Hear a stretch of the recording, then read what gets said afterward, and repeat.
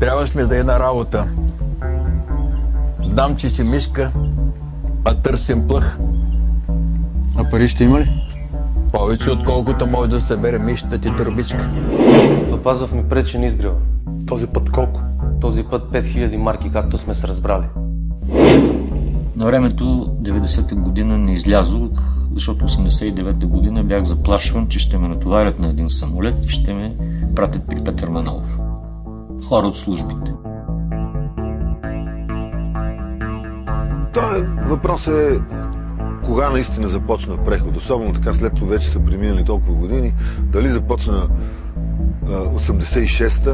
Това, което Запада направи още в началото на демокрацията, оставя ни в ръцете на бандитите. И то на големите играчи. Васил постоянно руши авторитетен ни началник. Прави ни на маймуни. Унижава хората ми. Казваш, нали, убийства, убийци и така нататък. Казваш, че си бил от тези среди. Познаваш ли един убиец? Но познавам двама даже. Не само един. Двама. Разликата между борците и боксерите е доста съществена. Борбата е коварен спорт и изисква повече хитрост. Ако срещнеш съперник, който те превъзхожда, просто лягаш на мекия тепих. Боксерите са значително по-смели мъже. Там влезеш ли между въжетата, или те млатят докато паднеш, или ти млатиш. Треньорите рядко хвърлят кърпата. Тези качества се прехвърлиха и в битката за надмощие на улицата. Това, което знае, започна да го пише, започна да го публикува и то стана явление. За първи път някой се осмели от тези среди да излезе на свет и да проговори. Аз бях примерен да ги напиша тези книги и да разкрия всички тези неща. Защо беше?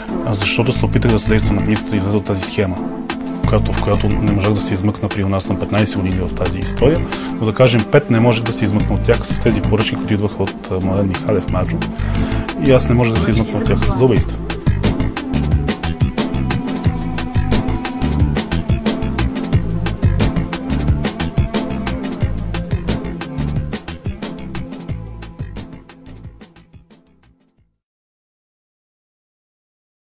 Трябва да познаваме миналото си. Трябва да усвоим миналото си, за да можем да се отречем от него. Ти част от мутрите ли си? Дай да започнем сега от стола. Дай да започнем от там, майде, добре. Аз не съм част от мутрите, обаче аз съм част от тази схема, която се развиваше през тия години. Участвал съм в охранителните фирми, в застрахователните компании, в хазартния бизнес. Значи, ако сметнем, че мутрите правеха тия неща, аз съм част от мутрите.